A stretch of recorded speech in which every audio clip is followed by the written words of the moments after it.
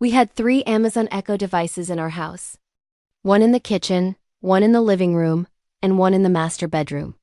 They were convenient, playing music, setting timers, checking weather, controlling smart home devices, answering random questions. My husband Mark and I had owned them for over 3 years, and they'd become such a natural part of our home that we barely noticed them anymore. Just small black cylinders sitting on counters and nightstands, waiting for the wake word, Alexa. Before responding to commands. Mark was always somewhat paranoid about technology and privacy. He'd read articles about smart speakers potentially listening to conversations even when not actively engaged, about data being stored in the cloud, about companies having access to recordings from people's homes.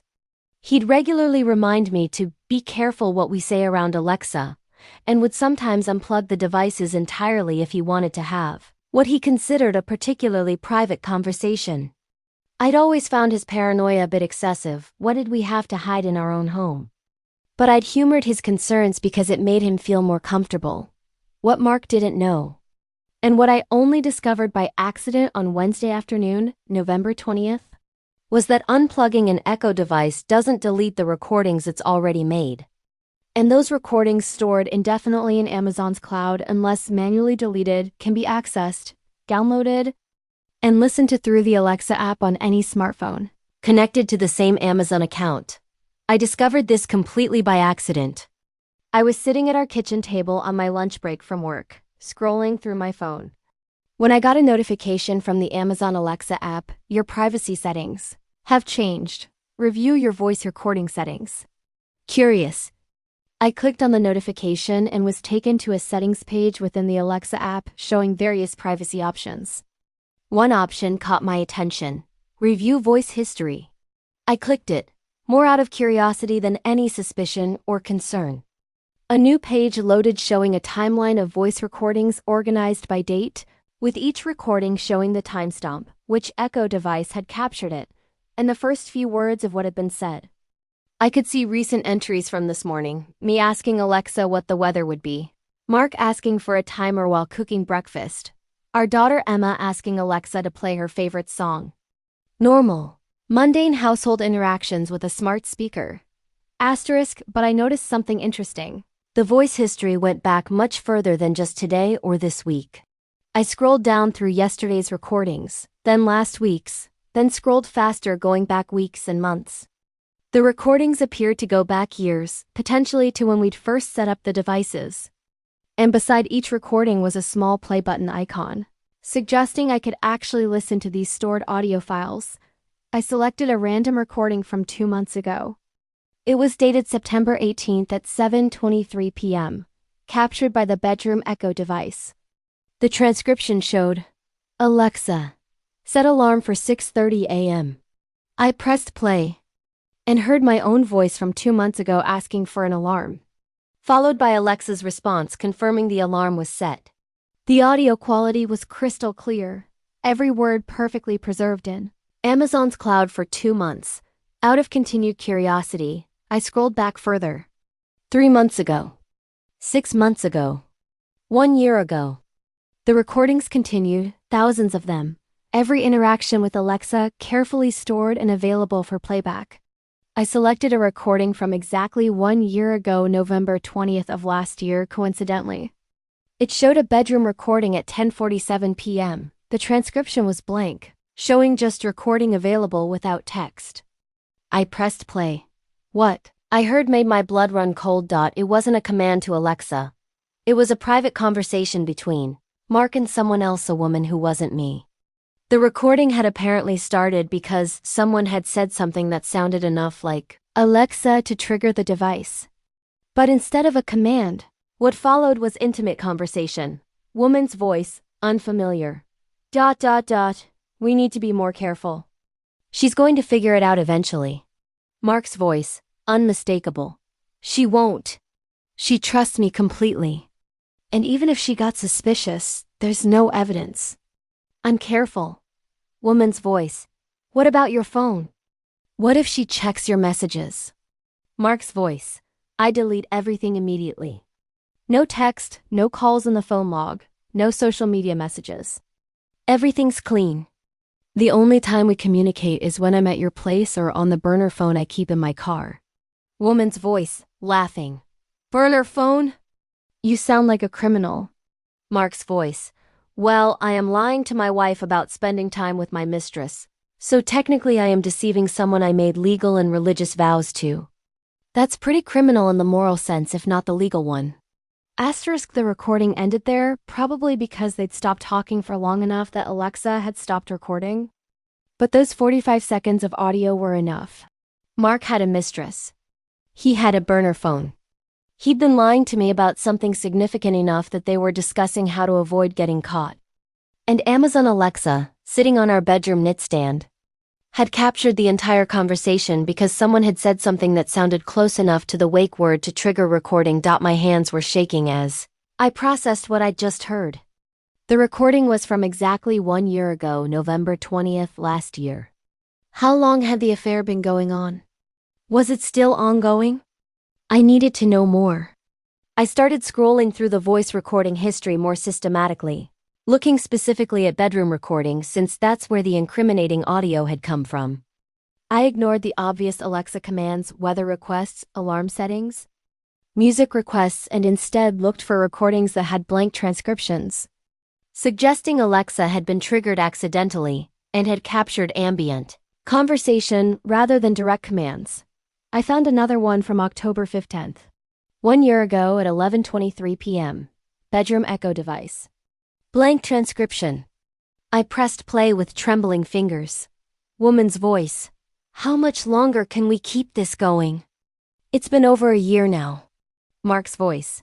As long as we need to. I'm not ready to blow up my life yet. Emma's only 9 years old. A divorce would devastate her. And financially, it would destroy me. Jennifer would get the house, primary custody, probably 60% of our assets. I'd lose everything I've worked for. Woman's voice. So what? I'm just supposed to be your secret girlfriend forever. Never meet your family?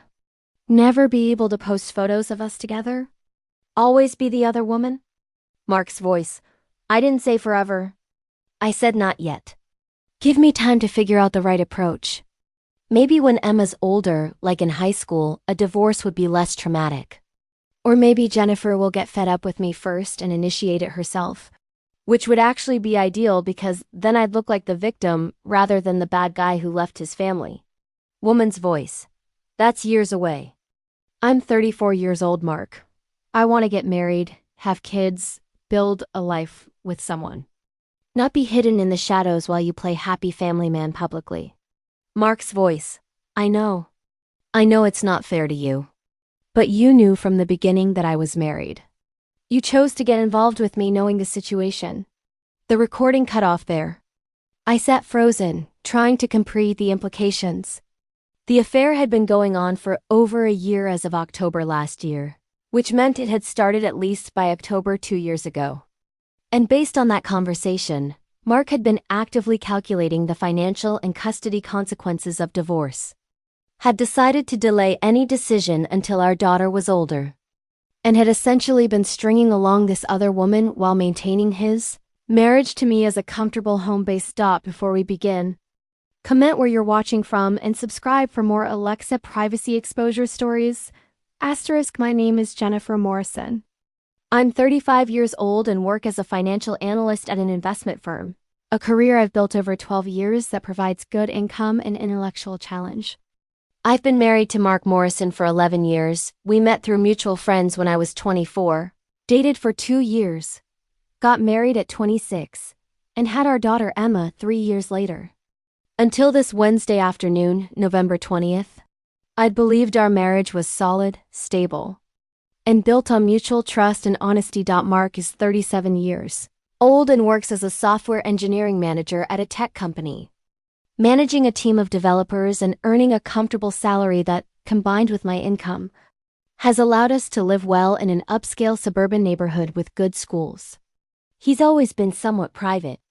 About his phone and computer, he'd cite his paranoia about technology and privacy as the reason he kept his devices password protected and would sometimes leave the room to take work calls, but I'd never suspected infidelity.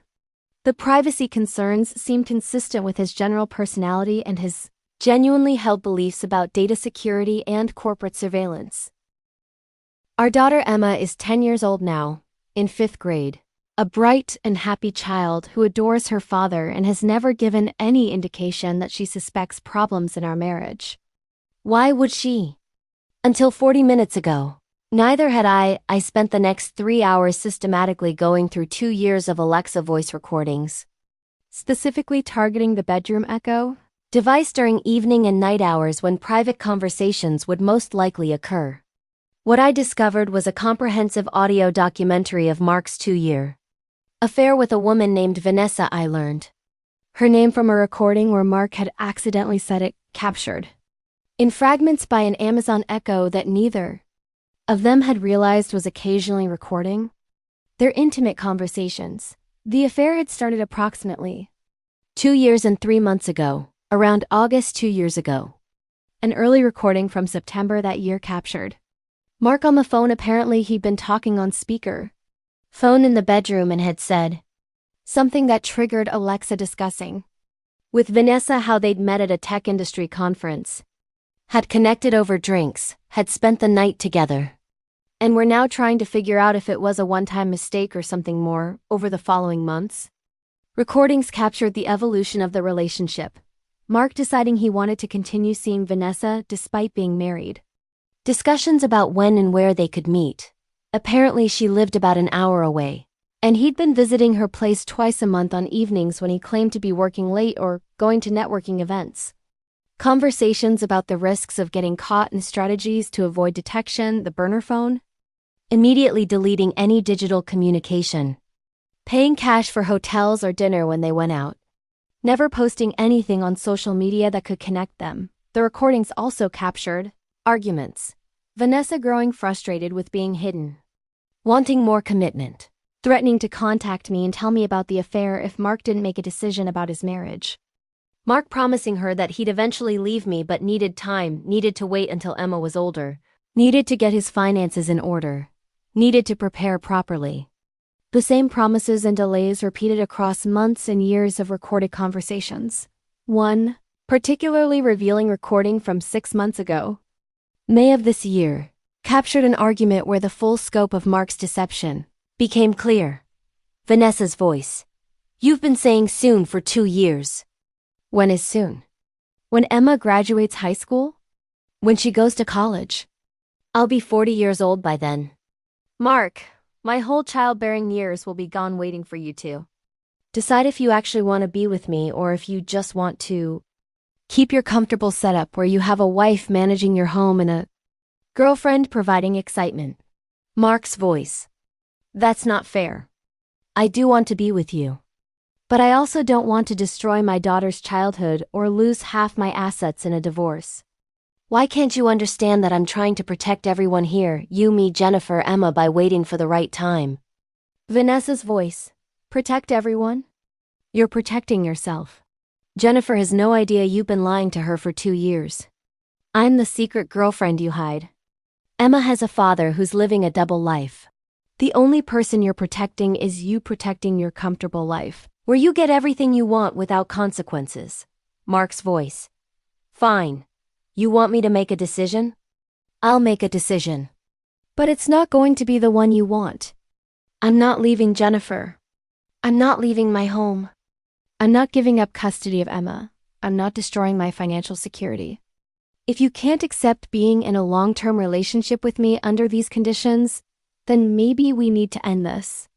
Vanessa's voice, crying. You're choosing her?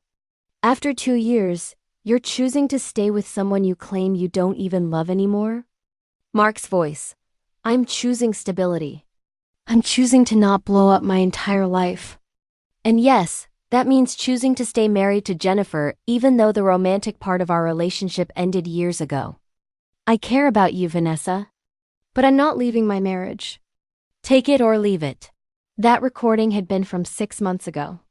Based on subsequent recordings, Vanessa had taken it, had decided to stay in the relationship despite Mark's clear statement that he would never leave me. The affair had continued right up to the present. In fact, I found a recording from just 3 weeks ago where they were planning to meet at a hotel this coming weekend. Wow. Mark told me he had a team building retreat with his work department, the team building retreat this weekend. That was supposedly happening Saturday and Sunday. November 23rd to 24th. Mark had told me 2 weeks ago that his entire department was required to attend an off-site team building weekend at a corporate retreat center about 2 hours away. That it was mandatory for all managers, that they'd be doing workshops and trust exercises and strategy sessions. He'd seemed annoyed about having to attend, had complained about having to spend his weekend doing corporate bonding activities. I'd sympathized with him about the inconvenience. Had arranged to have my mother watch Emma so I could handle solo parenting for the weekend. But based on the Alexa recording from 3 weeks ago, the retreat was a lie. Mark and Vanessa were planning a romantic weekend getaway at a boutique hotel, and Mark was using the fake work retreat as cover. The recording captured them discussing room service, couples massages, sleeping in late, and how nice it would be to spend a full uninterrupted weekend together without Mark having to rush home. I looked at my phone. It was 3:47 p.m. on Wednesday. Mark's fake team building retreat was scheduled to begin Saturday morning at 9 a.m. I had approximately 60 hours to decide how to handle what I discovered. I could confront him immediately with the Alexa recordings. I could let him go on the trip and confront him when he returned. I could let him go on the trip and use that weekend to pack his belongings and change the locks. Or I could do something more strategic. I spent the rest of Wednesday afternoon and evening acting completely normal. When Mark came home from work at 6:15 p.m., I greeted him normally. We had dinner together as a family with Emma. We helped Emma with her homework. We watched TV together. I gave no indication whatsoever that anything had changed, or that I'd discovered his 2-year affair through accidentally reviewing Alexa voice recordings. But internally, I was planning. I needed to be smart about this.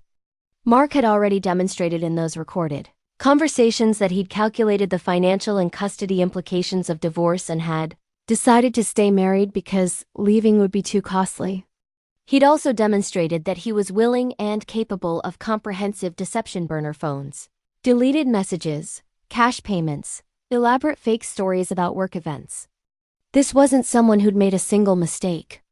This was someone who'd been systematically lying and cheating for over 2 years while calculating the costs and benefits of continuing the lies versus facing consequences.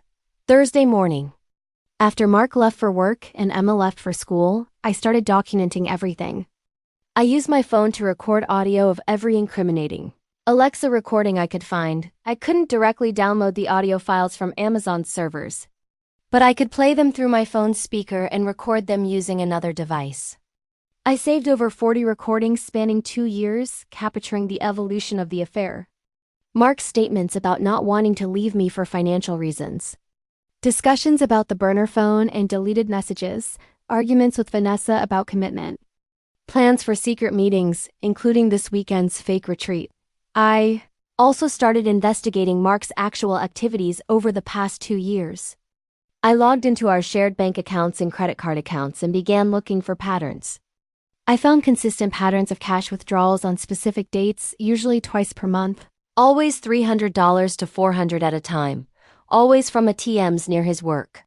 I cross-referenced these dates with our shared Google Calendar and found that they consistently aligned with evenings Mark had claimed to be working late or attending networking events. I checked our cell phone account and found that Mark had a second line added to our family plan about 2 years ago, right when the affair would have started.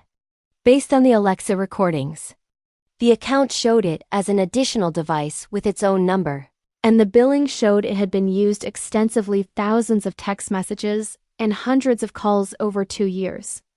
Mark must have been telling me the second line was for work purposes or as a backup device, something I'd apparently accepted without questioning at the time and then forgotten about. But now, cross-referencing the dates and times of calls on that second line with the Alexa recordings mentioning a burner phone, it was clear this was the device he'd been using to communicate with Vanessa. On Thursday afternoon, I called a divorce attorney whose name I'd found through research, Patricia Chun. highly regarded for complex divorce cases and known for aggressive representation. When I explained what I'd discovered, 2-year affair documented through Amazon Alexa voice recordings. Husband explicitly stating he was only staying married for financial reasons. Plans for continued deception, including fake work trip this weekend. She was impressed by the evidence quality. Mrs. Morrison. In 20 years of family law practice, this is one of the most thoroughly documented cases of long-term infidelity I've seen, she said. Voice recordings of your husband explicitly discussing his affair. His calculation about divorce costs. His strategies to avoid detection. His statements that he's only staying married for financial convenience. This is extraordinarily strong evidence. Combined with phone records showing a second device and financial records, showing cash withdrawals correlating with his secret meetings. You have an essentially airtight case. She continued outlining the likely divorce outcome. Based on this evidence and California law, you'll receive primary physical custody, probably 80%. Given his admitted pattern of deception and prioritization of personal convenience over family welfare. He'll pay substantial child support, approximately $1,800 monthly based on his income and custody split. Asset division will heavily favor you as the wronged spouse. I'd estimate 65 to 70% of all marital assets, including significant home equity. And he'll almost certainly be ordered to pay your attorney fees given the egregious nature of his conduct. But, she added, we need to be strategic about timing and approach. You mentioned he has a planned trip this weekend, supposedly for work but actually to meet his mistress. That creates an opportunity. If you can document that this supposedly mandatory work retreat doesn't actually exist, get written confirmation from his employer that no such event is scheduled, you'll have additional evidence of current, ongoing deception that makes it impossible for him to claim the affair ended or that he's been trying to repair the marriage. That gave me an idea. Mark worked for a mid-sized tech company where I'd met several of his colleagues at various company social events over the years. I still had the business card of one of his coworkers, Brian, another manager in a different department that I'd received at a holiday party last year. On Thursday evening, after Mark came home and we went through another evening of him being completely unaware I knew everything, I sent Brian a carefully worded email. Hi Brian, this is Jennifer Morrison, Mark's wife. We met at the holiday party last year. I'm trying to plan a surprise for Mark this weekend and wanted to make sure I had the timing right. I know he has that team building retreat Saturday and Sunday. Can you confirm what time it ends on Sunday so I can coordinate when to have his surprise ready? Thanks so much. Brian responded within an hour. Hi Jennifer, nice to hear from you. But I think you might have your dates mixed up. There's no team building retreat this weekend that I'm aware of. Our department had one last month, but nothing scheduled for November. Mark might have been thinking of something else. Maybe check with him directly. Hope the surprise works out. Perfect. I now had written documentation from Mark's coworker that the retreat Mark claimed was mandatory and department-wide didn't actually exist. This email, combined with the Alexa recording of Mark and Vanessa planning their romantic weekend getaway, created undeniable evidence that Mark's supposed work trip this weekend was actually a lie covering an affair-related rendezvous. Friday afternoon, I took the final steps of my preparation. I downloaded and saved 2 years of bank statements, credit card statements, and phone records.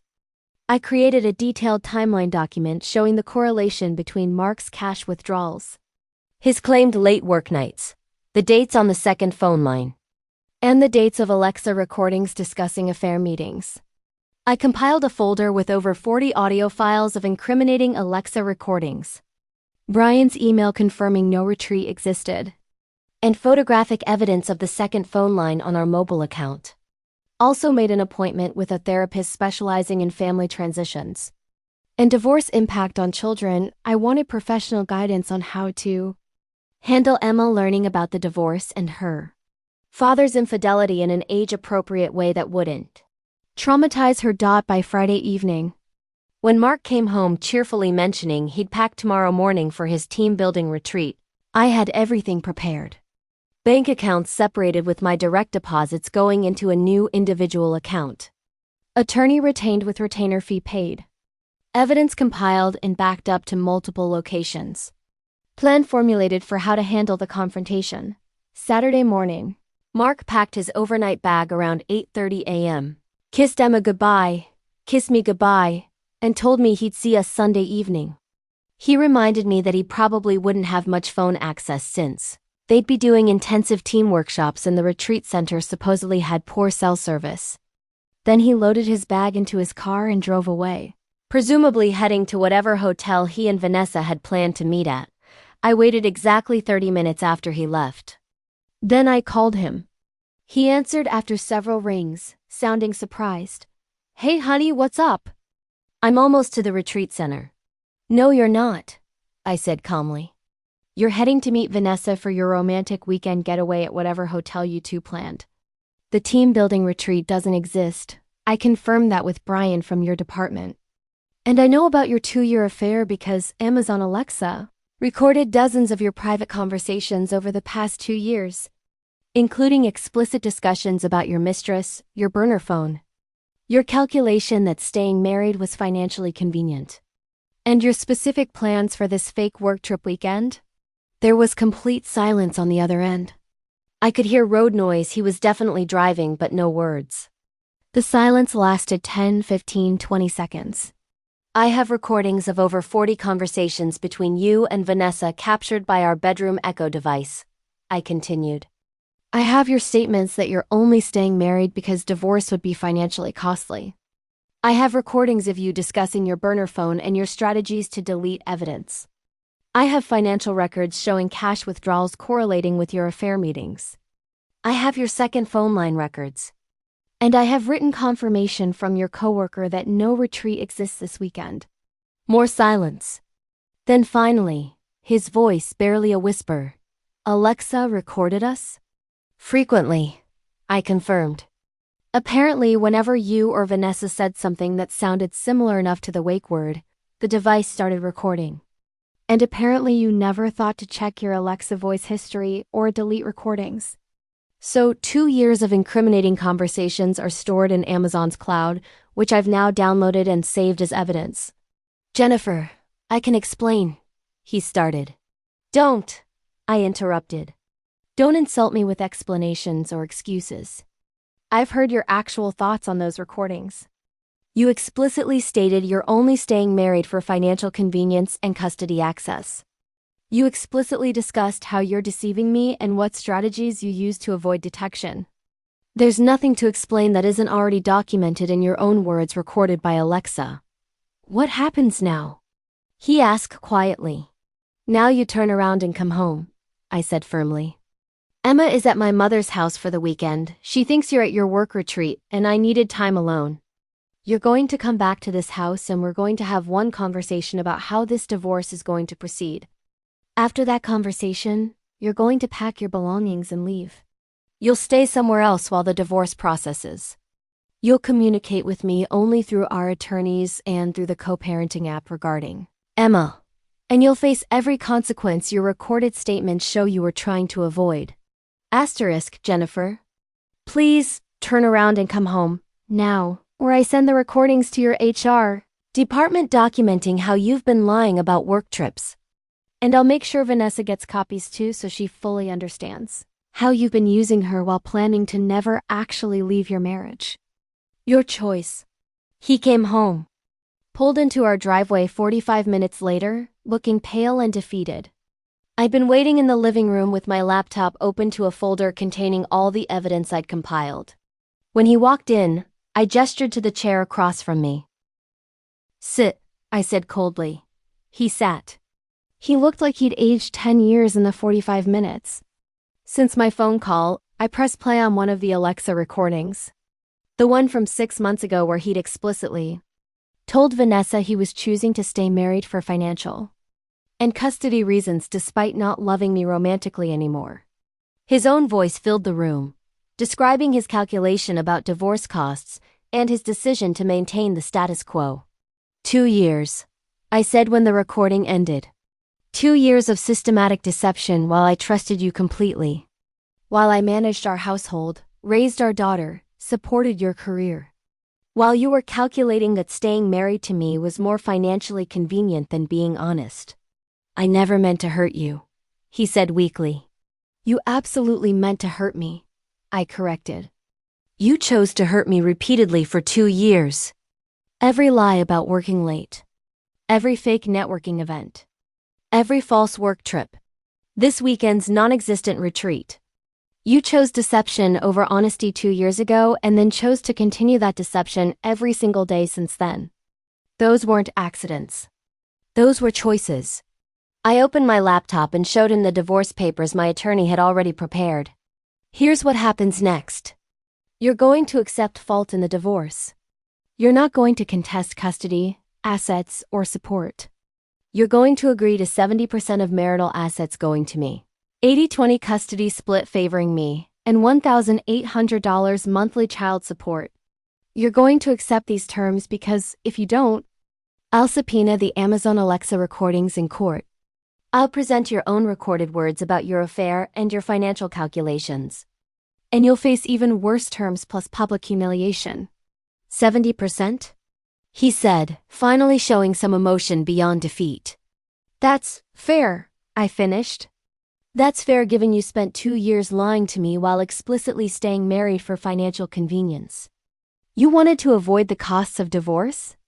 Now you'll pay more than you would have if you'd been honest 2 years ago.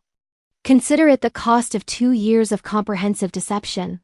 He tried several times to negotiate different terms, to ask for more custody time, to request a more even asset split. Each time I refused and reminded him that I had voice recordings of him explicitly discussing his affair, his deception strategies, and his calculation to stay married purely for financial reasons. Eventually he accepted that he had no leverage and no good options. There's one more thing, I said as he prepared to go upstairs to pack. Vanessa. You need to tell her it's over. Not because I'm requiring it for the divorce, I don't care what you do with your personal life once we're separated. But because she deserves to know the truth about what you were planning. Those Alexa recordings make it clear you were stringing her along with promises you never intended to keep. She's wasted 2 years on someone who explicitly told her he'd never leave his wife. That's cruel, even by the standards of someone who'd cheat on his wife for 2 years. He nodded miserably and went upstairs to pack. 3 hours later, Mark's car was loaded with his belongings and he was gone. He checked into an extended stay hotel and would remain there until he found an apartment. We'd communicate only through our attorneys and the court-mandated co-parenting app. Emma would be told an age-appropriate version of the truth that Mommy and Daddy were separating because Daddy had been dishonest. Not because of anything she did. The divorce proceeded exactly as my attorney had predicted. Mark didn't contest anything because doing so would mean the Alexa recordings would be entered as court evidence and potentially become part of public record. He accepted the settlement terms, 70% of assets to me including primary ownership of the house. 80-20 custody split with Emma living with me during the week and seeing him every other weekend. $1,800 monthly child support. And responsibility for my attorney fees totaling $31,000. The divorce was finalized 4 months later.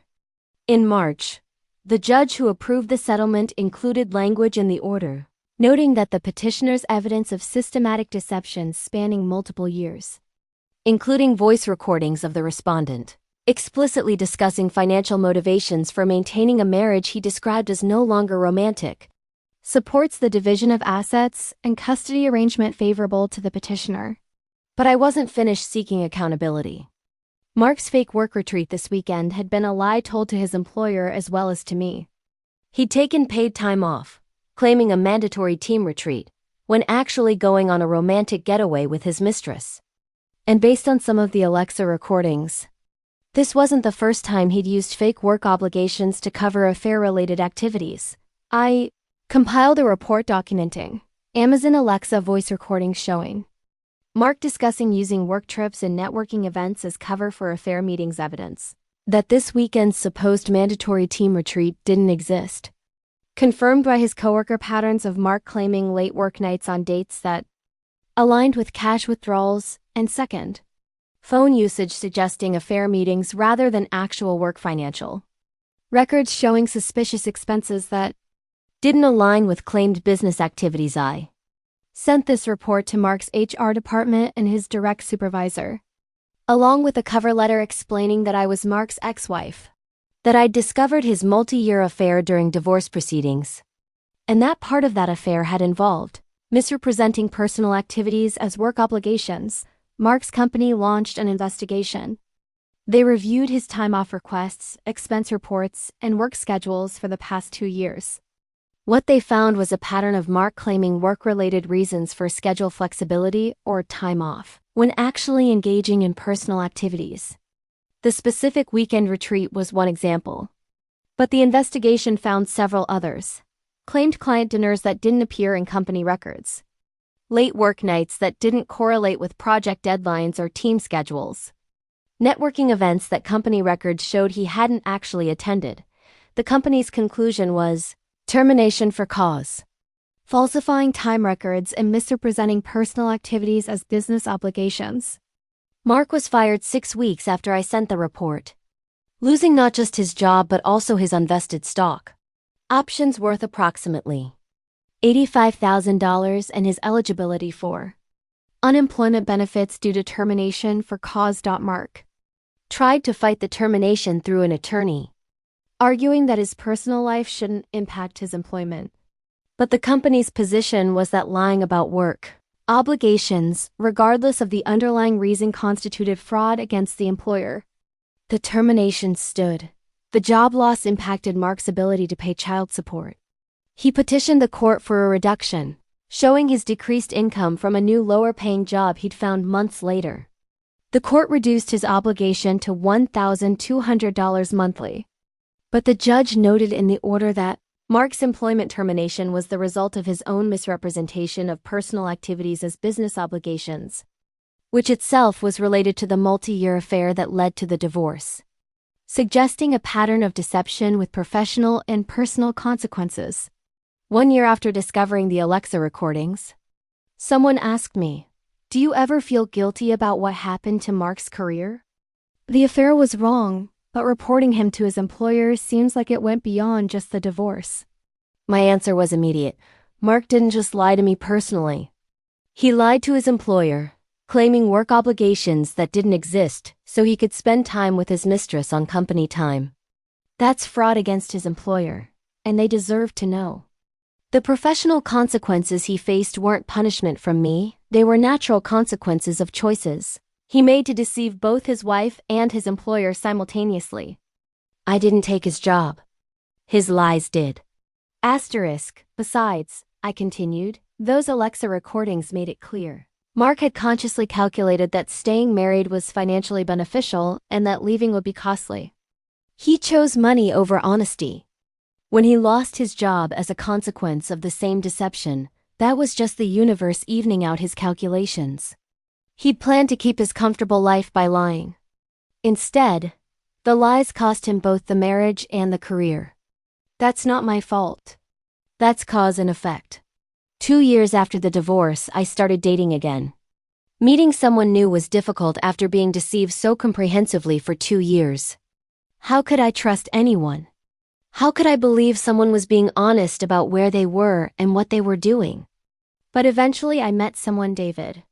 An architect who understood what I'd been through, was patient with my trust issues, and was completely transparent about his life. David's approach to our relationship was the opposite of Mark's in every way. He showed me his phone freely.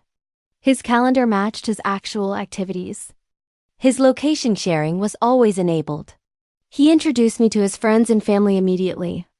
He had no secret devices, no deleted messages, no cash withdrawals with mysterious purposes. And most relevantly, he disabled all his smart speakers when we started having private conversations. Genuinely understanding privacy concerns rather than just pretending to while secretly maintaining a double life. That's what real looks like. What honest looks like. Not 2 years of Alexa recordings documenting discussions about affairs, burner phones, financial calculations, and elaborate deception. Just honest, transparent, verifiable life, openly shared. 3 years after discovering the recordings, Amazon made changes to their Alexa privacy settings, making it easier for users to automatically delete old recordings and to opt out of long-term voice storage. The changes came partly in response to privacy concerns raised by cases like mine where years of private conversations had been stored indefinitely without users fully understanding the extent of data retention. But for me, those Alexa recordings had been a gift, not a privacy violation. They'd revealed truth that 2 years of careful lies had hidden. They'd provided irrefutable evidence of systematic deception that made divorce proceedings clear and just. They documented in Mark's own words his calculation that staying married was financially convenient, which allowed me to ensure his divorce was financially costly instead. 5 years after the affair discovery, Emma was 15 years old and had a realistic understanding of what had happened. She'd been old enough to eventually learn the truth about why her parents had divorced, that her father had maintained a 2-year affair, had explicitly stated he was staying married for financial reasons rather than love, and had been caught through technology he thought he was being careful about. She had a healthy relationship with both parents, though she'd lost some respect for Mark's character and had learned valuable lessons about honesty and consequences. Emma asked me once, when she was 14, "How did you not know Dad was lying for 2 years? Were there no signs at all?" I thought carefully before answering. There were small inconsistencies I dismissed because I trusted your father. Times when his work schedule seemed odd, but he had explanations. Cash withdrawals that seemed high, but he said were for client lunches. A second phone he claimed was for work backup. Individually, each thing had a plausible explanation. But I wasn't looking for patterns because I had no reason to suspect deception. That's how comprehensive lies work. They're designed to look normal unless you're specifically looking for problems. But the Alexa recording showed you the truth. Emma said, "They did," I confirmed. "Your father forgot that smart speakers store recordings indefinitely unless you manually delete them.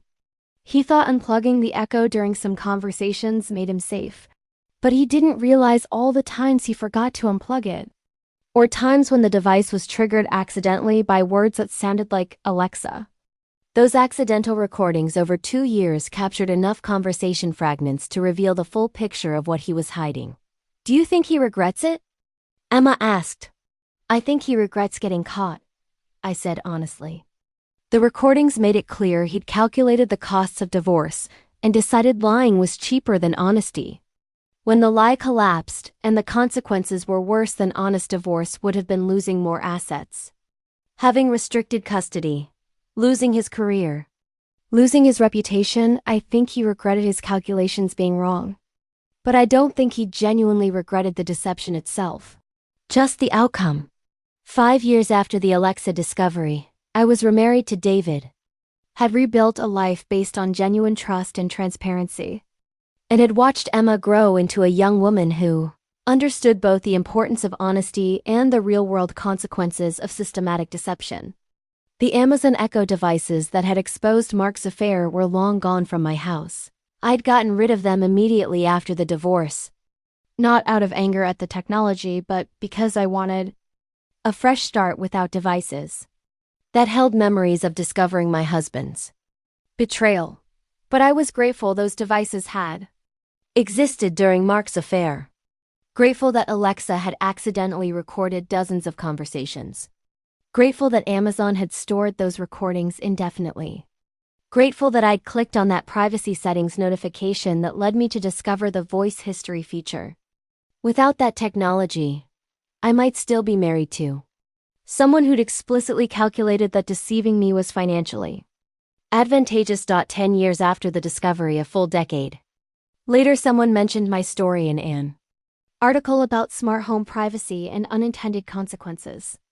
The article discussed how devices like Amazon Alexa, Google Home, and Apple HomePod collect more data than users realize, store it longer than users expect, and can capture conversations users never intended to be recorded.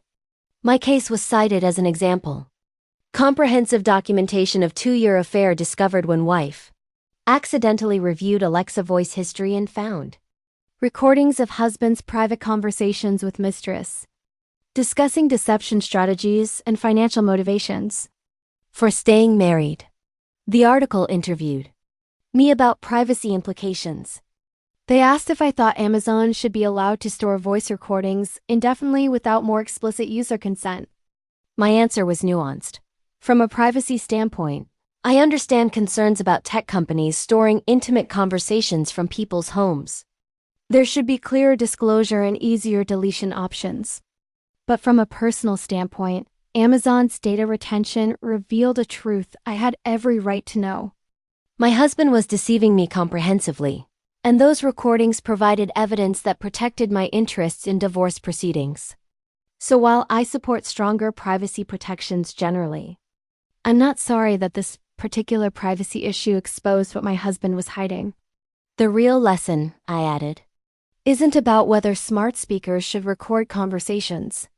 It's about understanding that technology creates permanent records of our actions and words. If you're living a double life, if you're systematically deceiving people, if you're having conversations you desperately need to keep secret, you need to be aware that phones, computers, smart speakers, GPS devices, and countless other technologies are documenting your activities. And unless you're extraordinarily careful about controlling all those data streams, eventually something will slip through and reveal the truth. The article also interviewed a technology expert about Alexa's recording capabilities and data retention policies. The expert explained that Echo devices only record after detecting the wake word, or something that sounds similar enough, that recordings are stored unless manually deleted, that users can review and delete their entire voice history through the Alexa app, and that Amazon has made privacy controls more transparent after various controversies. But the expert also noted that many users still don't fully understand the extent of data collection or know how to access and manage their stored recordings.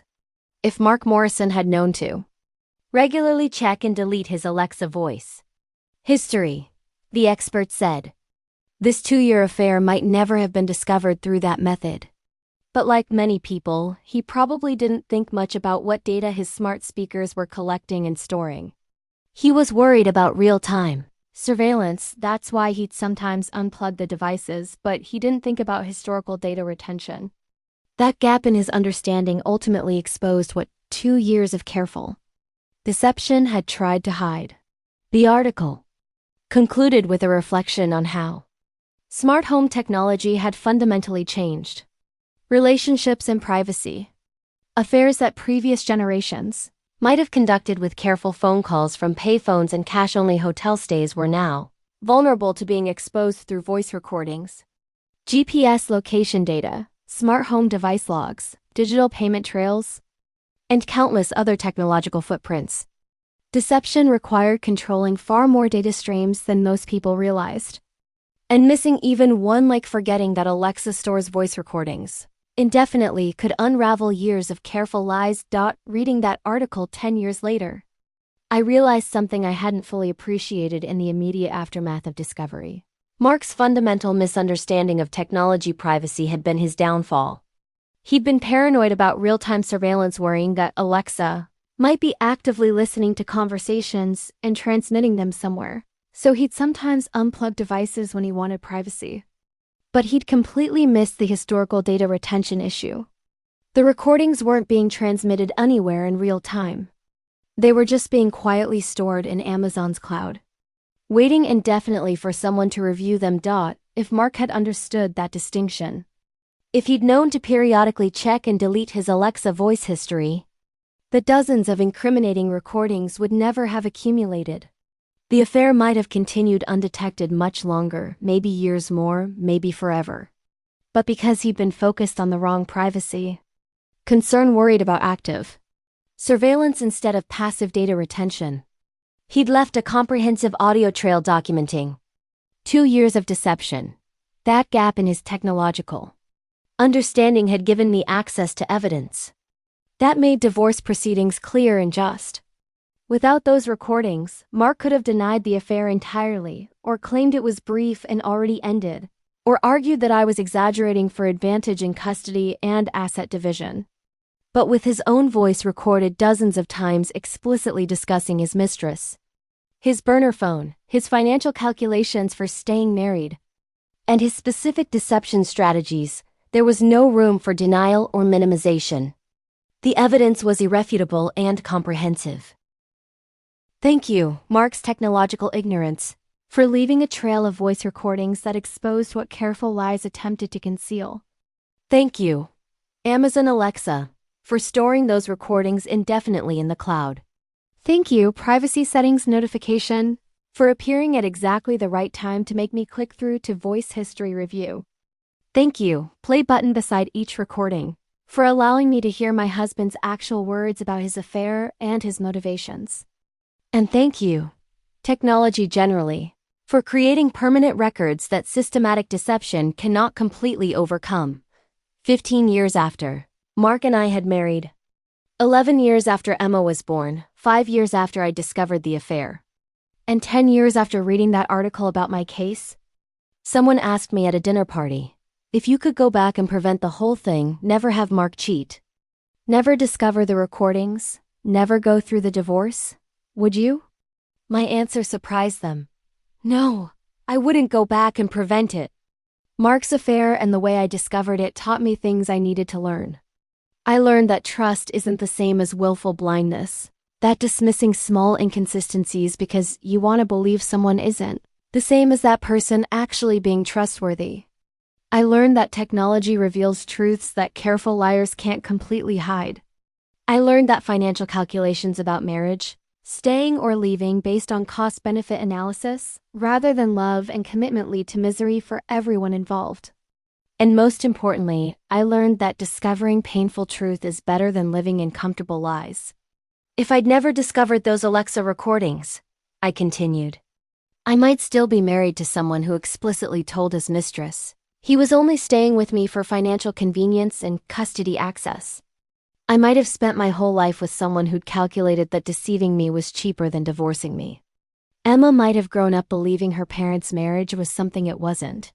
Instead, the truth came out when Emma was young enough to adapt. I was young enough to rebuild my life with someone genuinely honest. And Mark faced consequences for choices he'd made freely for 2 years. That's better than the alternative. The dinner party conversation moved on. But later that evening, someone pulled me aside and said quietly, I think my husband might be lying to me about something. How would I check if our Alexa recorded anything? I gave them the instructions. Open the Alexa app. Go to Settings, select Alexa Privacy, choose Review Voice History. Then systematically go through recordings looking for ones with blank transcriptions, during times when private conversations might have occurred. Look for patterns. Listen to anything that seems suspicious. Trust your instincts if something doesn't sound right. I never heard if that person found anything. But I'd given them the same tool that had revealed my husband's 2-year affair. Access to voice recordings their smart speaker had been quietly storing in the cloud, waiting to be reviewed. 20 years after Mark and I got married, 15 years after Emma was born, 10 years after discovering the Alexa recordings and divorcing, I was living a completely different life.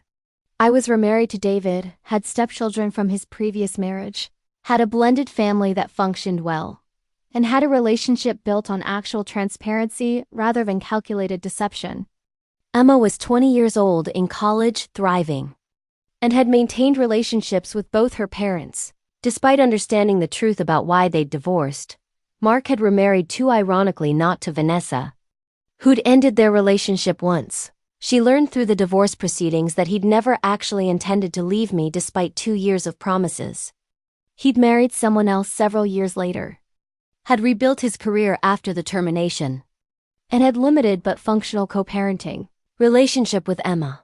The consequences of his choices had been lasting reduced assets from the divorce settlement, limited custody of Emma that meant missing much of her childhood, career damage that had taken years to recover from, reputation damage in our social circle, but he'd eventually stabilized at a lower level than where he'd been before the affair.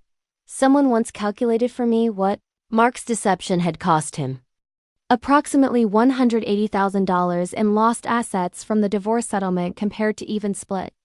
plus $85,000 in unvested stock options lost when he was terminated, plus approximately $200,000 in lost income over the years it took him to rebuild his career to his previous salary level, plus $216,000 in child support paid over 12 years, $1,800 for initial period, reduced to $1,200 later, averaging about $1,500 monthly over 12 years until Emma turned 18. Total cost: approximately $681,000 plus the intangible costs of limited custody, reduced time with his daughter, reputation damage, and stress. If Mark had been honest 2 years into his affair, if he'd admitted the relationship to me and we'd divorced then with standard 5050 assets split and custody, his costs would have been approximately half of what he eventually paid. The financial calculation he'd made to stay married and maintain the affair because divorce would be too expensive had been wrong. The deception itself had made the eventual divorce far more expensive than honesty would have been, but those calculations assumed Mark had ever actually wanted to leave the marriage. The Alexa recording suggested otherwise. He'd told Vanessa explicitly that he was choosing to stay married for financial and custody reasons, that he'd wait until Emma was in high school before considering divorce, that maybe I'd initiate divorce myself and spare him being the bad guy. He hadn't been trying to maintain both relationships temporarily while figuring out what he wanted. He'd been consciously planning to keep both relationships, indefinitely comfortable stable marriage with me providing the home base, exciting affair with Vanessa providing novelty and passion, for as long as he could manage the deception. The Alexa recordings had ended that plan. Technology he'd partially understood. He knew enough to sometimes unplug devices when he wanted privacy but not fully understood. He didn't know to check and delete voice recording history, had documented enough conversation fragments over 2 years to expose the complete scope of his deception. 25 years after Mark and I got married, 20 years after Emma was born, 15 years after discovering the Alexa recordings, I was asked to speak at a technology and ethics conference about my experience. The organizers wanted me to discuss privacy implications of smart home devices from the perspective of someone whose life had been dramatically changed by unexpectedly discovering stored voice recordings. I accepted the invitation. Standing before an audience of technology professionals, privacy advocates, legal experts, and journalists, I told my story. The 2-year affair, the accidental discovery through Alexa voice history, the recordings of my husband explicitly discussing his deception and his financial motivations for staying married, the divorce proceedings where his own recorded words became evidence, the professional consequences when his employer learned he'd been lying about work obligations, and the long-term outcomes for everyone involved. The audience had questions. The first: do you think Amazon should be allowed to store voice recordings indefinitely without more explicit consent? My answer: I think users should have clearer information about data retention and easier tools to manage it. But I also think if people are using technology in their homes, they have a responsibility to understand what that technology is doing. My husband was paranoid about privacy, but never bothered to learn how Alexa actually worked. That ignorance exposed his deception. I don't blame Amazon for storing data according to their policies. I blame my husband for not understanding the technology he was living with. Another question: don't you feel the punishment exceeded the crime? He had an affair, but he lost his marriage, his career, most of his assets, and custody of his daughter. My answer: he didn't lose those things because of the affair itself. He lost them because of the comprehensive nature of the deception and his explicit statements that he was maintaining the marriage for financial convenience. The Alexa recording showed this wasn't a mistake or a moment of weakness. It was 2 years of calculated lies with clear awareness that he was deceiving both his wife and his employer. The consequences were proportional to the scope and duration of the deception. A third question: would you recommend others in similar situations look for evidence through smart home devices? My answer: if you suspect deception, You have a right to investigate using tools legally available to you. If you own an Amazon Echo jointly with your spouse, you both have legal access to the recordings stored in your shared account. That's not snooping. That's accessing data from a device you own. But I'd say the bigger lesson is that if you're living an honest life, you don't need to worry about what your smart devices might record. Technology exposes lies more than it invades privacy. If you're being honest, there's nothing to hide. The conference attendees were divided in their reactions. Some saw my case as a cautionary tale about privacy and surveillance. Others saw it as a justice story where technology had helped reveal truth and protect someone from ongoing deception. Both perspectives were valid. The technology that had exposed Mark's affair was the same technology that raised legitimate privacy concerns about corporate data collection and retention. But from my personal perspective, 15 years after the discovery, the Amazon Alexa voice recordings had been a gift. They'd given me evidence I needed to protect myself financially and legally in divorce proceedings. They'd prevented Mark from minimizing or denying the scope of his deception. They'd provided proof that his motivations for staying married were financial rather than emotional, which ensured the divorce settlement reflected that calculated dishonesty. And they'd created a permanent record that years of careful lies couldn't erase.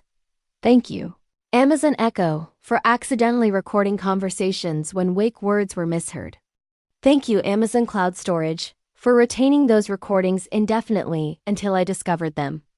Thank you, Alexa app privacy settings, for making voice history accessible and reviewable.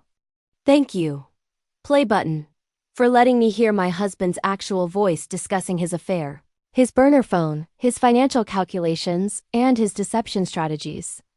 And thank you, technology in general, for creating permanent records that systematic deception cannot fully control. 2 years of an affair documented through fragments of accidental voice recordings. 40+ saved audio files, capturing a husband explicitly discussing his mistress and his calculated decision to stay married for financial reasons. Evidence that made divorce proceedings clear, just, and favorable to the wronged spouse. All discovered because a wife clicked on a privacy settings notification and found a voice history review feature she'd never known existed. Amazon Alexa didn't just answer questions about weather and play requested music. It also documented the conversations happening near it, stored them in the cloud, and preserved them indefinitely unless manually deleted. For someone conducting a 2-year affair while claiming to care about technology privacy, that permanent storage of voice data became an inadvertent confession recorded in his own words. That's when truth emerges unexpectedly, comprehensively, and permanently preserved in cloud storage accessible through a simple app interface.